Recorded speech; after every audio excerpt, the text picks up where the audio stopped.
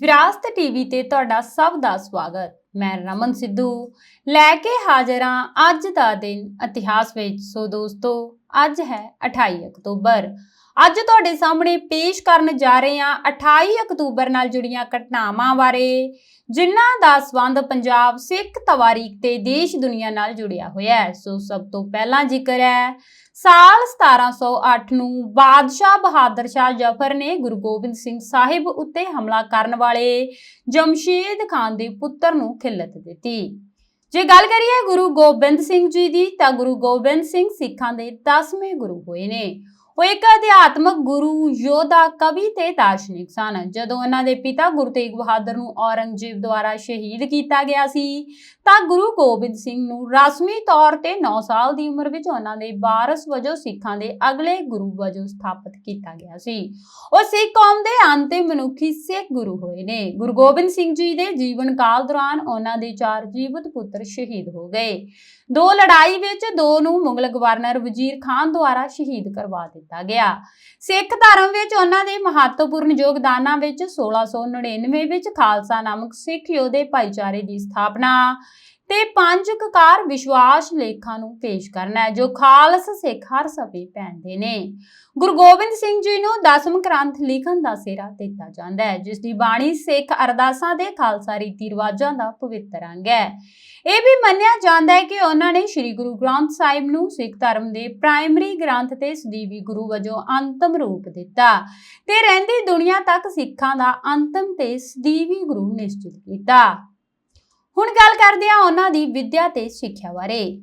ਆਪ ਦੇ ਮਾਤਾ-ਪਿਤਾ ਨੇ ਆਪ ਜੀ ਨੂੰ ਚੰਗੀ ਵਿੱਦਿਆ ਸਿਖਾਉਣ ਦੇ ਨਾਲ-ਨਾਲ ਸ਼ਾਸਤਰ ਵਿੱਦਿਆ ਤੋਂ ਵੀ ਜਾਣੂ ਕਰਵਾਇਆ ਸੀ। ਗੁਰੂ ਜੀ ਨੂੰ ਫੌਜੀ ਵਿੱਦਿਆ ਦੇ ਨਾਲ-ਨਾਲ ਸੰਸਕ੍ਰਿਤਕ ਤੇ ਫਾਰਸੀ ਵਿੱਦਿਆ ਵੀ ਪੜ੍ਹਾਈ ਗਈ ਸੀ। ਗੁਰੂ ਗੋਬਿੰਦ ਸਿੰਘ ਜੀ ਨੇ ਪੰਜਾਬੀ, ਹਿੰਦੀ, ਸੰਸਕ੍ਰਿਤ ਤੇ ਫਾਰਸੀ ਵਿੱਚ ਗੁਰਬਾਣੀ ਲਿਖੀ ਹੈ। 1672 ਵਿੱਚ ਆਨੰਦਪੁਰ ਵਿਖੇ ਆ ਗਏ। ਫਾਰਸੀ ਦੀ ਸਿੱਖਿਆ ਕਾਜ਼ੀ ਪੀਰ ਮੁਹੰਮਦ ਤੋਂ, ਸੰਸਕ੍ਰਿਤ ਦੀ ਸਿੱਖਿਆ ਪੰਡਤ ਹਰਜਸ ਤੋਂ, ਗੁਰਮੁਖੀ ਲਿਪੀ ਦੀ ਸਿੱਖਿਆ ਮਤੀ ਦਾਸ ਤੇ ਸਾਹਿਬ ਚੰਦ ਤੋਂ ਪ੍ਰਾਪਤ ਕੀਤੀ। ਗੁਰੂ ਤੇਗ ਬਹਾਦਰ ਸਾਹਿਬ ਜੀ ਮਾਰਚ 1673 ਦੇ ਆਖਰੀ ਹਫ਼ਤੇ ਤੋਂ 10 ਜੁਲਾਈ 1675 ਤੱਕ ਚੱਕ ਨਾਨਕੀ ਵਿੱਚ ਰਹੇ। ਇਹਨਾਂ ਦਿਨਾਂ ਵਿੱਚ ਸਾਰੇ ਪਾਸੇ ਤੋਂ ਸਿੱਖ ਸੰਗਤਾਂ ਚੱਕ ਨਾਨਕੀ ਆਉਣ ਲੱਗ ਪਈਆਂ। ਇਹਨਾਂ ਦਿਨਾਂ ਵਿੱਚ ਹੀ ਲਾਹੌਰ ਤੋਂ ਭਾਈ ਹਰਜਸ ਸੁਬੇਖੀ ਵੀ ਦਰਸ਼ਨਾਂ ਵਾਸਤੇ ਆਇਆ। ਉਹਨਾਂ ਦੀ ਬੇਟੀ ਬੀਬੀ ਜੀਤਾ ਜੀ ਦੀ ਮੰਗਣੀ ਗੋਬਿੰਦ ਰਾਏ ਨਾਲ 12 ਮਈ 1673 ਦੇ ਦਿਨ ਕੀਤੀ ਗਈ। ਇਸ ਦੇ ਨਾਲ ਹੀ ਭਾਈ ਬਜਰ ਸਿੰਘ ਨੂੰ ਗੋਬਿੰਦ ਰਾਏ ਨੂੰ ਸ਼ਸਤਰ ਚਲਾਉਣ ਤੇ ਘੋੜਸਵਾਰੀ ਸਿਖਾਉਣ ਵਾਸਤੇ ਤਾਇਨਾਤ ਕੀਤਾ ਗਿਆ। ਅੱਗੇ ਜ਼ਿਕਰ ਹੈ 1978 ਦਾ। ਲੁਧਿਆਣਾ ਵਿੱਚ 18ਵੀਂ ਅਕਾਲੀ ਕਾਨਫਰੰਸ ਵਿੱਚ 5 ਲੱਖ ਤੋਂ ਵੱਧ ਸਿੱਖ ਸ਼ਾਮਲ ਹੋਏ। ਸਾਲ 1887 ਗੁਰਦੁਆਰਾ ਸੁਧਾਰ ਲਹਿਰ ਦੇ ਨਿਰਤਕ ਆਗੂ ਤੇ ਸ੍ਰੀ ਅਕਾਲ ਤਖਤ ਸਾਹਿਬ ਦੇ ਪਹਿਲੇ ਜਥੇਦਾਰ ਤੇਜਾ ਸਿੰਘ ਭੁੱਚਰ ਦਾ ਜਨਮ ਹੋਇਆ। ਜਥੇਦਾਰ ਤੇਜਾ ਸਿੰਘ ਦਾ ਜਨਮ 28 ਅਕਤੂਬਰ 1887 ਨੂੰ ਨਾਨਕੇ ਪਿੰਡ ਫੇਰੂ, ਲਾਹੌਰ ਜ਼ਿਲ੍ਹੇ ਵਿੱਚ ਹੋਇਆ। ਉਹਨਾਂ ਦਾ ਜੱਦੀ ਪਿੰਡ ਨਿੱਕਾ ਭੁੱਚਰ ਤਰਨਤਾਰਨ ਸੀ। ਉਹਨਾਂ ਦੇ ਪਿਤਾ ਸ਼ਾਹ ਮਾਇਆ ਸਿੰਘ ਹਕੀਮ ਤੇ ਮਾਤਾ ਮਹਿਤਾਬ ਕੌਰ ਜੀ ਸਨ। ਜਥੇਦਾਰ ਭੁੱਚਰ ਮਨੁੱਖ ਵਿੱਚ ਜਾਤ, ਬਰਾਦਰੀ, ਰੰਗ, ਨਸਲ, ਵੱਡੇ ਛੋਟੇ ਦੇ ਅੰਤਰ ਨੂੰ ਸਿੱਖਾਂ ਤੇ ਮਾਨਵਤਾ ਲਈ ਲਾਂਤ ਮੰਨਦੇ ਸਨ। ਪੰਜਾਬੀ, ਰਵਿਦਾਸੀਏ, ਲੋਹਾਰ, ਚਮਾਰ, ਈਸਾਈਆਂ ਤੇ ਮੁਸਲਮਾਨਾਂ ਵਿੱਚੋਂ ਸਜੇ ਸਿੰਘਾਂ ਨੂੰ ਖੂਹਾਂ ਤੇ ਚੜਾ ਕੇ ਪਾਣੀ ਭਰਨ ਦੇ ਹੱਕ ਦਿਵਾਏ। ਗੁਰਦੁਆਰਾ ਸੁਧਾਰ ਲਹਿਰ ਦੇ ਨਿਰਤਕ ਆਗੂ ਸਨ ਤੇ ਸ੍ਰੀ ਅਕਾਲ ਤਖਤ ਸਾਹਿਬ ਦੇ ਪਹਿਲੇ ਜਥੇਦਾਰ ਸਨ। ਉਹਨਾਂ ਨੇ ਗੁਰਦੁਆਰਾ ਸੁਧਾਰ ਲਹਿਰ ਲਈ ਅਣਥੱਕ ਮਿਹਨਤ ਕੀਤੀ। 3 ਅਕਤੂਬਰ 1939 ਨੂੰ ਉਹਨਾਂ ਦਾ ਦੇਹਾਂਤ ਹੋ ਗਿਆ। ਹੁਣ ਜਾਣਦੇ ਹਾਂ ਭਾਰਤ ਬਾਰੇ। ਸਾਲ 1999 ਭਾਰਤ ਦੇ ਪ੍ਰਾਂਤ ਉੜੀਸਾ 'ਚ ਚੱਕਰਵਾਤ ਆਇਆ। ਸਾਲ 2009 ਪੇਸ਼ਾਵਰ 'ਚ ਬੰਬ ਧਮਾਕੇ 'ਚ 117 ਮਰੇ ਤੇ 213 ਜ਼ਖਮੀ ਹੋਏ। 1892 'ਚ ਮੋਹਨਦਾਸ ਕਰਮਚੰਦ ਤੇ ਕਸਤੂਰਬਾ ਗਾਂਧੀ ਦੇ ਦੂਸਰੇ ਪੁੱਤਰ ਮਣੀ ਲਾਲ ਗਾਂਧੀ ਦਾ ਜਨਮ ਹੋਇਆ। ਜੇ ਗੱਲ ਕਰੀਏ ਮੋਹਨਦਾਸ ਕਰਮਚੰਦ ਗਾਂਧੀ ਦੀ, ਤਾਂ ਇਹਨਾਂ ਨੂੰ ਮਹਾਤਮਾ ਗਾਂਧੀ ਭਾਰਤ ਦੀ ਆਜ਼ਾਦੀ ਦਾ ਇੱਕ ਪ੍ਰਮੁੱਖ ਰਾਜਨੀਤਿਕ ਤੇ ਅਧਿਆਤਮਕ ਨੇਤਾ ਵੀ ਮੰਨਿਆ ਜਾਂਦਾ ਹੈ। ਉਹਨਾਂ ਨੂੰ ਮਹਾਤਮਾ ਦਾ ਖਿਤਾਬ 1914 ਵਿੱਚ ਦੱਖਣੀ ਅਫਰੀਕਾ ਵਿੱਚ ਦਿੱਤਾ ਗਿਆ, ਜੋ ਕਿ ਹੁਣ ਦੁਨੀਆ ਭਰ ਵਿੱਚ ਮਸ਼ਹੂਰ ਹੈ। ਇਹਨਾਂ ਨੂੰ ਭਾਰਤ ਵਿੱਚ ਬਾਪੂ ਕਹਿ ਕੇ ਵੀ ਸੰਬੋਧਨ ਕੀਤਾ ਜਾਂਦਾ ਹੈ। ਗਾਂਧੀ ਜੀ ਦਾ ਜਨਮ ਪੱਛਮੀ ਭਾਰਤ ਦੇ ਗੁਜਰਾਤ ਸੂਬੇ ਵਿੱਚ ਇੱਕ ਵਪਾਰੀ ਹਿੰਦੂ ਪਰਿਵਾਰ ਵਿੱਚ ਹੋਇਆ। ਲੰਡਨ ਵਿੱਚ ਕਾਨੂੰਨ ਦੀ ਪੜ੍ਹਾਈ ਕਰਨ ਤੋਂ ਬਾਅਦ ਗਾਂਧੀ ਜੀ ਨੇ ਪਹਿਲੀ ਵਾਰ ਦੱਖਣੀ ਅਫਰੀਕਾ ਵਿੱਚ ਭਾਰਤੀ ਮੂਲ ਦੇ ਲੋਕਾਂ ਦੇ ਹੱਕਾਂ ਲਈ ਸੰਘਰਸ਼ ਵਿੱਚ ਅਹਿੰਸਕ ਸਿਵਲ ਨਾਫਰਮਾਨੀ ਦਾ ਪ੍ਰਯੋਗ ਕੀਤਾ। 1915 ਵਿੱਚ ਭਾਰਤ ਆਉਣ ਤੋਂ ਬਾਅਦ ਇਸਨੇ ਭਾਰੀ ਲਗਾਨ ਤੇ ਸ਼ੋਸ਼ਣ ਦੇ ਖਿਲਾਫ ਕਿਸਾਨਾਂ ਤੇ ਮਜ਼ਦੂਰਾਂ ਨੂੰ ਸੰਗਠਿਤ ਕਰਨਾ ਸ਼ੁਰੂ ਕੀਤਾ। 1921 ਵਿੱਚ ਭਾਰਤੀ ਰਾਸ਼ਟਰੀ ਕਾਂਗਰਸ ਦੇ ਪ੍ਰਧਾਨ ਬਣਨ ਤੋਂ ਬਾਅਦ ਇਸਨੇ ਪੂਰੇ ਦੇਸ਼ ਵਿੱਚ ਗਰੀਬੀ ਦੇ ਖਿਲਾਫ, ਔਰਤਾਂ ਦੇ ਹੱਕਾਂ ਲਈ, ਧਾਰਮਿਕ ਸਾਂਝ ਬਣਾਉਣ ਲਈ, ਛੂਤ-ਛਾਤ ਨੂੰ ਖਤਮ ਕਰਨ ਲਈ, ਪਰ ਸਭ ਤੋਂ ਵੱਧ ਸਵਰਾਜ ਦੇ ਲਈ ਅੰਦੋਲਨ ਚਲਾਏ। ਜੇ ਗੱਲ ਕਰੀਏ ਉਹਨਾਂ ਦੇ ਜੀਵਨ ਬਾਰੇ ਤਾਂ ਮੋਹਨਦਾਸ ਕਰਮਚੰਦ ਗਾਂਧੀ ਗੁਜਰਾਤ ਭਾਰਤ ਦੇ ਤਟੀ ਸ਼ਹਿਰ ਪੋਰਬੰਦਰ ਵਿੱਚ 2 ਅਕਤੂਬਰ 1869 ਈਸਵੀ ਨੂੰ ਪੈਦਾ ਹੋਇਆ। ਉਹਨਾਂ ਦੇ ਪਿਤਾ ਕਰਮਚੰਦ ਗਾਂਧੀ ਹਿੰਦੂ ਮੱਧ ਵਰਗ ਵਿੱਚੋਂ ਸਨ ਤੇ ਰਿਆਸਤ ਪੋਰਬੰਦਰ ਦੇ ਦੀਵਾਨ ਸਨ। ਉਸਦੀ ਮਾਂ ਦਾ ਨਾਮ ਪੁਤਲੀ ਬਾਈ ਸੀ ਜੋ ਹਿੰਦੂ ਪਰਨਾਮੀ ਵੈਸ਼ਨੂ ਫਿਰਕੇ ਨਾਲ ਸੰਬੰਧ ਰੱਖਦੀ ਸੀ। ਘਰ ਵਿੱਚ ਧਾਰਮਿਕ ਵਿਅਕਤੀਆਂ ਦਾ ਆਉਣਾ ਆਮ ਸੀ। ਉਹ ਕਰਮਚੰਦ ਦੀ ਚੌਥੀ ਬੀਵੀ ਸੀ। 1883 ਵਿੱਚ ਜਦੋਂ 13 ਵਰ੍ਹਿਆਂ ਦਾ ਸੀ ਤਾਂ ਉਸਦੀ ਸ਼ਾਦੀ 14 ਸਾਲ ਦੀ ਇੱਕ ਕੁੜੀ ਕਸਤੂਰਬਾ ਮਾਖਨਜੀ ਨਾਲ ਕਰ ਦਿੱਤੀ ਗਈ। ਬਾਅਦ ਵਿੱਚ ਕਸਤੂਰਬਾ ਨੂੰ ਲੋਕਾਂ ਨੇ ਪਿਆਰ ਨਾਲ ਬਾ ਕਹਿਣਾ ਸ਼ੁਰੂ ਕੀਤਾ। ਇਹ ਸ਼ਾਦੀ ਇੱਕ ਬਾਲ ਵਿਆਹ ਸੀ ਜੋ ਉਸ ਵਕਤ ਉਸ ਇਲਾਕੇ ਵਿੱਚ ਇਹ ਆਮ ਰੀਤ ਸੀ। ਨਾਲ ਹੀ ਉੱਥੇ ਇਹ ਰੀਤ ਵੀ ਸੀ ਕਿ ਨਾਬਾਲਗ ਦੁਲਹਨ ਨੂੰ ਪਤੀ ਤੋਂ ਅਲੱਗ ਆਪਣੇ ਮਾਂ-ਬਾਪ ਦੇ ਘਰ ਜ਼ਿਆਦਾ ਵਕਤ ਤੱਕ ਰਹਿਣਾ ਪੈਂਦਾ ਸੀ। ਇਸ ਸਾਰੇ ਝੰਜਟ ਵਿੱਚ ਉਸਦਾ ਸਕੂਲ ਦਾ 1 ਸਾਲ ਮਾਰਿਆ ਗਿਆ। 1885 ਵਿੱਚ ਜਦੋਂ ਗਾਂਧੀ ਜੀ 15 ਸਾਲ ਦਾ ਸੀ ਤਦ ਉਸਦੀ ਪਹਿਲੀ ਔਲਾਦ ਹੋਈ, ਲੇਕਿਨ ਉਹ ਸਿਰਫ ਕੁਝ ਦਿਨ ਹੀ ਜਿੰਦਾ ਰਹੀ। ਇਸੇ ਸਾਲ ਦੀ ਸ਼ੁਰੂਆਤ ਵਿੱਚ ਗਾਂਧੀ ਜੀ ਦੇ ਪਿਤਾ ਕਰਮਚੰਦ ਦੀ ਵੀ ਮੌਤ ਹੋ ਗਈ। ਬਾਅਦ ਵਿੱਚ ਮੋਹਨਦਾਸ ਤੇ ਕਸਤੂਰਬਾ ਦੇ 4 ਬੇਟੇ ਹੋਏ ਸਨ। ਹਰੀ ਲਾਲ 1888 ਵਿੱਚ, ਮੁਨੀ ਲਾਲ 1892 ਵਿੱਚ, ਰਾਮਦਾਸ 1897 ਵਿੱਚ ਤੇ ਦੇਵਦਾਸ 1900 ਵਿੱਚ ਪੈਦਾ ਹੋਇਆ। ਪੋਰਬੰਦਰ ਦੇ ਮਿਡਲ ਸਕੂਲ ਤੇ ਰਾਜਕੋਟ ਦੇ ਹਾਈ ਸਕੂਲ ਦੋਵਾਂ ਵਿੱਚ ਹੀ ਪੜ੍ਹਾਈ ਪੱਖੋਂ ਗਾਂਧੀ ਇੱਕ ਔਸਤ ਵਿਦਿਆਰਥੀ ਹੀ ਰਿਹਾ। ਉਸਨੇ ਆਪਣੀ ਮੈਟ੍ਰਿਕ ਬਦਾਊਨਗਰ ਗੁਜਰਾਤ ਦੇ ਸਮਲਦਾਸ ਕਾਲਜ ਤੋਂ ਕੁਝ ਪਰੇਸ਼ਾਨੀਆਂ ਦੇ ਨਾਲ ਪਾਸ ਕੀਤੀ ਤਾਂ ਉਹ ਇਸ ਸਮੇਂ ਉੱਥੇ ਨਾਖੁਸ਼ ਹੀ ਰਿਹਾ ਕਿਉਂਕਿ ਪਰਿਵਾਰ ਉਸਨੂੰ ਵਕੀਲ ਬਣਾਉਣਾ ਚਾਹੁੰਦਾ ਸੀ। ਅੱਗੇ ਜ਼ਿਕਰ ਹੈ 1911 ਦਾ। ਭਾਰਤੀ ਨਾਭਿਕੀ ਭੌਤਿਕ ਵਿਗਿਆਨੀ ਪਿਆਰਾ ਸਿੰਘ ਗਿੱਲ ਦਾ ਜਨਮ ਹੋਇਆ। ਪਿਆਰਾ ਸਿੰਘ ਗਿੱਲ ਇੱਕ ਮਹਾਨ ਭਾਰਤੀ ਨਾਭਿਕੀ ਭੌਤਿਕ ਸ਼ਾਸਤਰੀ ਸਨ ਜੋ ਬ੍ਰਹਿਮੰਡੀ ਕਿਰਨ ਨਾਭਿਕੀ ਭੌਤਿਕੀ ਵਿੱਚ ਆਗੂ ਸਨ। ਇਹਨਾਂ ਨੇ ਅਮਰੀਕਾ ਦੀ ਮੈਨਹਾਟਨ ਪਰਿਯੋਜਨਾ ਵਿੱਚ ਕੰਮ ਕੀਤਾ ਸੀ। ਇਸ ਪਰਿਯੋਜਨਾ ਨੇ ਵਿਸ਼ਵ ਦੇ ਪਹਿਲੇ ਪਰਮਾਣੂ ਬੰਬ ਤੇ ਇਸ ਦੀ ਤਕਨੀਕ ਦੀ ਖੋਜ ਕੀਤੀ ਸੀ। ਉਹ ਭਾਰਤ ਦੇ ਕੇਂਦਰੀ ਵਿਗਿਆਨਕ ਸਾਧਨ ਸੰਗਠਨ ਦੇ ਪਹਿਲੇ ਡਾਇਰੈਕਟਰ ਸਨ। ਉਹ ਯੂਨੀਵਰਸਿਟੀ ਆਫ ਸ਼ਿਕਾਗੋ ਵਿੱਚ 1940 ਵਿੱਚ ਖੋਜਾਰਥੀ ਸਨ। ਉਹ Tata institute of fundamental research ਵਿੱਚ ਪ੍ਰੋਫੈਸਰਸ਼ਿਪ ਫੈਲੋ ਸਨ। ਨਵੀਂ ਦਿੱਲੀ ਵਿੱਚ ਪਰਮਾਣੂ ਊਰਜਾ ਕਮਿਸ਼ਨ ਵਿੱਚ ਆਫੀਸਰ ਔਨ ਸਪੈਸ਼ਲ ਡਿਊਟੀ ਸਨ। ਅਲੀਗੜ੍ਹ ਯੂਨੀਵਰਸਿਟੀ ਵਿੱਚ ਭੌਤਿਕ ਵਿਗਿਆਨ ਵਿਭਾਗ ਦੇ ਮੁਖੀ, ਸੈਂਟਰਲ ਸਾਇੰਟੀਫਿਕ ਇੰਸਟਰੂਮੈਂਟਸ ਸੰਗਠਨ ਤੇ ਪ੍ਰੋਫੈਸਰ ਐਡਮਿਟਸ ਪੰਜਾਬ ਐਗਰੀਕਲਚਰ ਯੂਨੀਵਰਸਿਟੀ ਦੇ ਡਾਇਰੈਕਟਰ ਸਨ। ਹੁਣ ਗੱਲ ਕਰਦੇ ਹਾਂ ਉਹਨਾਂ ਦੀ ਨਿੱਜੀ ਜ਼ਿੰਦਗੀ ਬਾਰੇ। ਉਹਨਾਂ ਦਾ ਜਨਮ 28 ਅਕਤੂਬਰ 1911 ਨੂੰ ਹੁਸ਼ਿਆਰਪੁਰ ਜ਼ਿਲ੍ਹੇ ਦੇ ਇੱਕ ਪਿੰਡ ਦੇ ਸਿੱਖ ਪਰਿਵਾਰ ਵਿੱਚ ਹੋਇਆ। ਉਹਨਾਂ ਨੇ ਮੈਲਪੁਰ ਵਿੱਚ ਮੁੱਢਲੀ ਪੜ੍ਹਾਈ ਕੀਤੀ। 1929 ਵਿੱਚ ਉਹ ਅਮਰੀਕਾ ਚਲੇ ਗਏ। ਫਿਰ ਉਹਨਾਂ ਨੇ ਦੱਖਣੀ ਕੈਲੀਫੋਰਨੀਆ ਯੂਨੀਵਰਸਿਟੀ ਤੋਂ ਗ੍ਰੈਜੂਏਸ਼ਨ ਤੇ ਮਾਸਟਰ ਡਿਗਰੀ ਕੀਤੀ। ਉਹਨਾਂ ਨੇ ਨੋਬਲ ਪੁਰਸਕਾਰ ਜਿੱਤਣ ਵਾਲੇ ਵਿਗਿਆਨੀ ਆਰਥਰ ਕੰਪਟਨ ਦੀ ਅਗਵਾਈ ਦੇ ਤਹਿਤ ਸ਼ਿਕਾਗੋ ਯੂਨੀਵਰਸਿਟੀ ਵਿੱਚ ਫਿਜ਼ਿਕਸ ਵਿਸ਼ੇ ਵਿੱਚ PhD ਕੀਤੀ।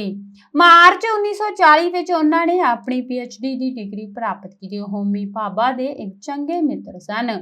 ਉਹ ਨਹਿਰੂ ਦੇ ਨੇੜਲੇ ਮਿੱਤਰ ਸਨ ਤੇ ਨਹਿਰੂ ਉਹਨਾਂ ਦੀਆਂ ਵਿਗਿਆਨਕ ਪ੍ਰਾਪਤੀਆਂ ਨਾਲ ਕਾਫੀ ਪ੍ਰਭਾਵਿਤ ਹੋਏ ਸਨ। ਨਹਿਰੂ ਜੀ ਨੇ ਉਹਨਾਂ ਨੂੰ ਨਵੀਂ ਦਿੱਲੀ ਦੇ ਪਰਮਾਣੂ ਊਰਜਾ ਕਮਿਸ਼ਨ ਦੇ ਨਾਲ ਅਫਸਰ ਔਨ ਸਪੈਸ਼ਲ ਡਿਊਟੀ ਦਾ ਅਹੁਦਾ ਦਿੱਤਾ।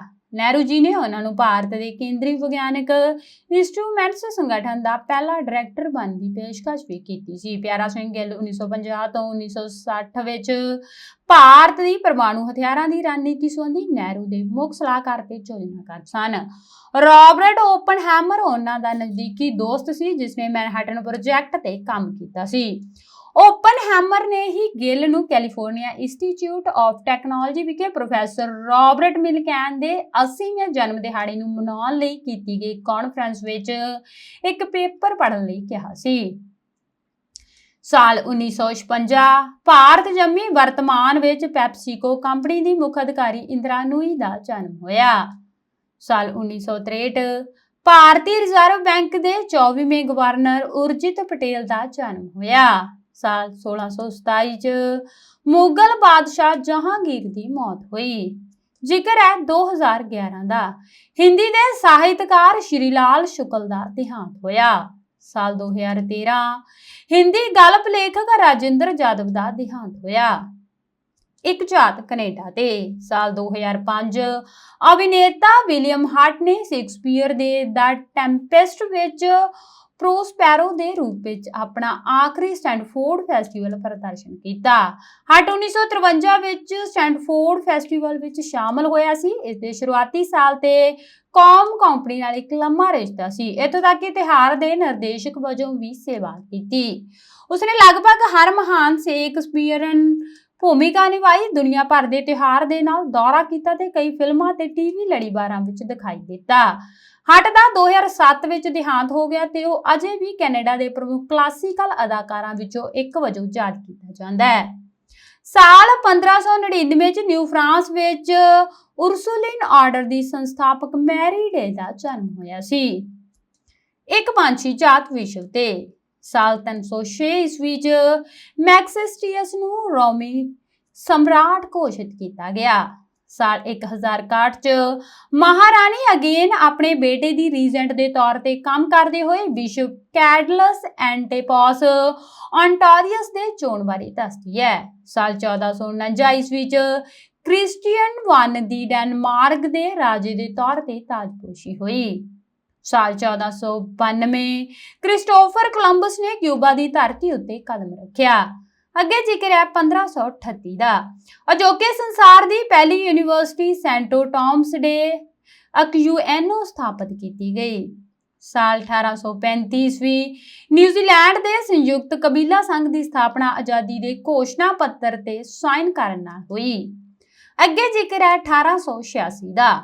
Statue of Liberty Friedrich August ਬਾਰਥੋਲਡੀ the design ਕੀਤੀ ਇਹ ਮੂਰਤੀ ਫਰਾਂਸ ਵੱਲੋਂ ਅਮਰੀਕਾ ਨੂੰ ਭੇਟ ਕੀਤੀ ਗਈ। ਸਾਲ 1886 ਨਿਊਯਾਰਕ ਦੇ ਲਿਬਰਟੀ ਟਾਪੂ ਵਿੱਚ ਅਮਰੀਕਨ ਰਾਸ਼ਟਰਪਤੀ ਕਲੀਵਲੈਂਡ ਨੇ 305 ਫੁੱਟ 1 ਇੰਚ ਉੱਚੇ ਸਟੈਚੂ ਆਫ ਲਿਬਰਟੀ ਬੋਤੀ ਘੁੰਡ ਚੁਕਾਈ ਕੀਤੀ। ਅੱਗੇ ਜ਼ਿਕਰ ਹੈ 1904 ਦਾ। ਅਮਰੀਕਾ ਵਿੱਚ ਸੈਂਟ ਲੂਇਸ ਦੀ ਪੁਲਿਸ ਨੇ ਜੁਰਮਾਂ ਦੀ ਸ਼ਨਾਖਤ ਵਾਸਤੇ ਪਹਿਲੀ ਵਾਰ ਉਂਗਲਾਂ ਦੇ ਨਿਸ਼ਾਨਾਂ ਦੀ ਪੜਤਾਲ ਸ਼ੁਰੂ ਕੀਤੀ। ਸਾਲ 1914 ਜਾਰਜ ਈਸਟਮੈਨ ਨੇ ਰੰਗੀਨ ਫੋਟੋਗ੍ਰਾਫੀ ਦੀ ਕਾਢ ਕੱਢ ਲੈਣ ਦਾ ਐਲਾਨ ਕੀਤਾ। ਅੱਗੇ ਵਧਦੇ ਹਾਂ 1922 ਵੱਲ। ਬੈਨੀਤੋ ਮੁਸਲੀਨੀ ਨੇ ਇਟਲੀ ਦੀ ਹਕੂਮਤ ਤੇ ਕਬਜ਼ਾ ਕਰ ਲਿਆ ਤੇ ਮੁਲਕ ਵਿੱਚ ਫਾਂਸੀਵਾਦ ਦੀ ਸ਼ੁਰੂਆਤ ਕੀਤੀ। ਸਾਲ 1929 ਚ ਕਾਲਾ ਸੋਮਵਾਰ ਜੋ ਵਾਲ ਸਟਰੀਟ ਕ੍ਰੈਸ਼ ਦਾ ਇੱਕ ਦਿਨ ਸੀ, ਜਿਸ ਵਿੱਚ ਪ੍ਰਮੁੱਖ ਸਟਾਕ ਮਾਰਕੀਟ ਦੇ ਵਿੱਚ ਉਥਲ-ਪੁਥਲ ਮੱਚੀ। ਸਾਲ 1940 ਚ ਮੁਸਲੀਨੀ ਨੇ ਫਲੋਰੈਂਸ ਵਿੱਚ ਅਡੋਲਫ ਹਿਟਲਰ ਨਾਲ ਮੁਲਾਕਾਤ ਕੀਤੀ। ਅੱਗੇ ਜ਼ਿਕਰ ਹੈ 1948 ਦਾ। ਡੀਡੀਟੀ ਦੇ ਕੀਟਨਾਸ਼ਕ ਨੁਕਸਾਂ ਦੀ ਖੋਜ ਲਈ ਸਵਿਟਜ਼ਰਲੈਂਡ ਦੇ ਕੈਮਿਸਟ ਪਾਲ ਮੌਲਰ ਨੂੰ ਫਿਜ਼ੀਓਲੋਜੀ ਜਾਂ ਮੈਡੀਸਨ ਵਿੱਚ ਨੋਬਲ ਪੁਰਸਕਾਰ ਦਿੱਤਾ। ਸਾਲ 1958 ਚ ਜੋਹਾਨ ਤੇਈ ਪੌਪ ਦੇ ਤੌਰ ਤੇ ਚੁਣਿਆ ਗਿਆ। ਅੱਗੇ ਜ਼ਿਕਰ ਹੈ 1962 ਦਾ। ਰੂਸ ਦੇ ਮੁਖੀ ਨਿਕੀਤਾ ਖਰੁਸ਼ਚੇਵ ਨੇ ਅਮਰੀਕਨ ਸਰਕਾਰ ਨੂੰ ਲਿਖਿਆ ਕਿ ਰੂਸ ਨੇ ਕਿਊਬਾ ਵਿੱਚ ਆਪਣੀਆਂ ਮਿਜ਼ਾਈਲਾਂ ਹਟਾਉਣੀਆਂ ਸ਼ੁਰੂ ਕਰ ਦਿੱਤੀਆਂ ਨੇ। ਸਾਲ 1982 ਸਪੈਨਿਸ਼ ਸੋਸ਼ਲਿਸਟ ਵਰਕਰਸ ਪਾਰਟੀ ਨੇ ਚੋਣਾਂ ਜਿੱਤੀਆਂ, ਜਿਸ ਨੇ ਫ੍ਰੈਂਕੋ ਦੀ ਮੌਤ ਤੋਂ ਬਾਅਦ ਸਪੇਨ ਦੀ ਪਹਿਲੀ ਸਮਾਜਵਾਦੀ ਸਰਕਾਰ ਬਣਾਈ ਤੇ ਫੈਲੀਪ ਗੋਜ਼ਲੇਜ਼ ਪ੍ਰਧਾਨ ਮੰਤਰੀ ਚੁਣੇ ਗਏ। ਸਾਲ 2009 ਚ ਨਾਸਾ ਨੇ ਸਫਲਤਾਪੂਰਵਕ ਏਰਸ ਐਲਐਕਸ ਮਿਸ਼ਨ ਦੀ ਸ਼ੁਰੂਆਤ ਕੀਤੀ। ਇਸ ਦੇ ਬਾਅਦ ਵਿੱਚ ਰੱਦ ਕੀਤੇ ਗਏ ਸੰਤਰੀ ਪ੍ਰੋਗਰਾਮ ਲਈ ਇੱਕੋ ਇੱਕ ਰਾਕਟ ਲਾਂਚ ਕੀਤਾ। ਸਾਲ 2013 ਚੀਨ ਦੇ ਬੀਜਿੰਗ ਵਿੱਚ ਤਿਆਨਨਮੈਨ ਚੌਂਕ ਵਿੱਚ ਫੋਰਬਿਡ ਸ਼ਹਿਰ ਤੋਂ ਬਾਹਰ ਇੱਕ ਕਾਰ ਨੂੰ ਰੋਕਣ ਦੇ ਬਾਅਦ 5 ਲੋਕਾਂ ਦੀ ਮੌਤ ਹੋ ਗਈ ਤੇ 38 ਜ਼ਖਮੀ ਹੋ ਗਏ। ਅੱਗੇ ਜ਼ਿਕਰ ਹੈ 1867 ਦਾ। ਸਕਾਟ ਆਇਰਿਸ਼ ਸਮਾਜਿਕ ਕਾਰਕੁਨ, ਲੇਖਕ, ਅਧਿਆਪਕ ਤੇ ਸਵਾਮੀ ਵਿਵੇਕਾਨੰਦ ਦੀ ਚੇਲੀ ਸਿਸਟਰ ਨਿਵੇਦਿਤਾ ਦਾ ਜਨਮ ਹੋਇਆ। ਸਾਲ 1914 ਅਮਰੀਕੀ ਪੋਲੀਓ ਦੀ ਦਵਾਈ ਦਾ ਆਵਿਸ਼ਕਾਰ ਜੋਨਾਸ ਸਾਲਕ ਦਾ ਜਨਮ ਹੋਇਆ। ਅੱਗੇ ਜ਼ਿਕਰ ਹੈ 1914 ਦਾ। ਨੋਬਲ ਪੁਰਸਕਾਰ ਵਿਜੇਤਾ ਅੰਗਰੇਜ਼ੀ ਬਾਇਓਕੈਮਿਸਟ ਤੇ ਅਕਾਦਮੀਸ਼ੀਅਨ ਰਿਚਰਡ ਲੌਰੈਂਸਿਸ ਦਾ ਜਨਮ ਹੋਇਆ। ਸਾਲ 1955 ਅਮਰੀਕੀ ਵਪਾਰੀ, ਸਮਾਜ ਸੇਵੀ, ਨਿਵੇਸ਼ਕ, ਕੰਪਿਊਟਰ ਪ੍ਰੋਗਰਾਮਰ ਤੇ ਵਿਗਿਆਨੀ ਬਿਲ ਗੇਟਸ ਦਾ ਜਨਮ ਹੋਇਆ। ਅੱਗੇ ਜ਼ਿਕਰ ਹੈ 1983 ਦਾ। ਅੰਗਰੇਜ਼ੀ ਅਦਾਕਾਰ ਤੇ ਪਟਕਥਾ ਲੇਖਕ ਜੋਈ ਥੋਮਸ ਦਾ ਜਨਮ ਹੋਇਆ। ਸਾਲ 1312 ਚ German the Maharani Elizabeth of ਕ੍ਰਿੰਥੀਆ ਦੀ ਮੌਤ ਹੋਈ। ਸਾਲ 1704 ਅੰਗਰੇਜ਼ ਦਾਰਸ਼ਨਿਕ ਤੇ ਫਿਜ਼ੀਸ਼ੀਅਨ ਜੌਨ ਲੌਕ ਦਾ ਦੇਹਾਂਤ ਹੋਇਆ। ਸਾਲ 1708 ਡੈਨਮਾਰਕ ਦੇ ਰਾਜਕੁਮਾਰ ਜੌਰਜ ਦੀ ਮੌਤ ਹੋਈ। ਸਾਲ 1780 ਚ ਰੂਸ ਦੇ ਅੰਨਾ ਦੀ ਮੌਤ ਹੋਈ। ਅੱਗੇ ਜ਼ਿਕਰ ਹੈ 1806 ਦਾ।